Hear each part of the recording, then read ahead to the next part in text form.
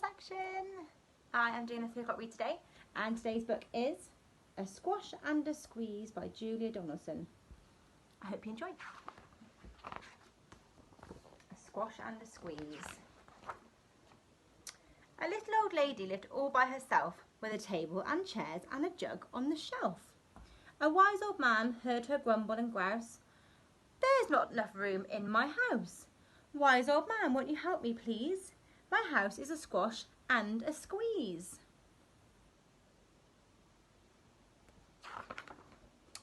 "Take in your hen," said the old wise man. "Take in my hen? What a curious plan." Well, the hen laid an egg on the fireside rug and flapped round the room, knocking over the jug. Uh-oh. The little old lady cried, "What shall I do? It was pokey for one and it's tiny for two. My nose has a tickle and there's no room to sneeze. My house is a squash and a squeeze." And she said, "Wise old man, won't you help me, please? My house is a squash and a squeeze." Jug's broken. "Take in your goat," said the old wise man. "Take in my goat? What a curious plan." Well, the goat chewed the curtains and trod on the egg, then sat down to nibble the table leg. Dear. The little old lady cried, "Glory be! It was tiny for two, it's titchy for three. The hen pet the goat and the goat's got fleas. My house is a squash and a squeeze." And she said, "Wise old man, won't you help me, please? My house is a squash and a squeeze." I wonder who's coming in next. "Take in your pig," said the wise old man. "Take in my pig? What a curious plan."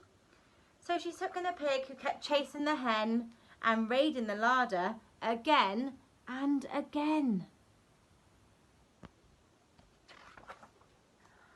The little old lady cried, "Stop, I implore. It was titchy for three and it's teeny for four. Even the pig in the larder agrees. My house is a squash and a squeeze." And she said, "Wise old man, won't you help me, please? My house is a squash and a squeeze." Looks like they're enjoying themselves a bit, doesn't it? "Take in your cow," said the wise old man. "Take in my cow?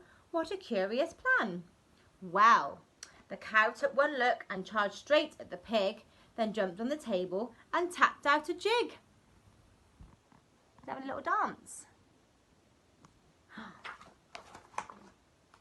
The little old lady cried, "Heavens alive! It was teeny for four and it's weeny for five. I'm tearing my hair out, I'm down on my knees. My house is a squash and a squeeze." And she said, "Wise old man, won't you help me, please? My house is a squash and a squeeze." "Take them all out then," said the wise old man. "But then I'll be back to where I first began." So she opened the window and flew out the hen. "That's better, at last I can sneeze again." She shooed out the goat and shoved out the pig. My house is beginning to feel pretty big. Lots of rhyming words in this bit today.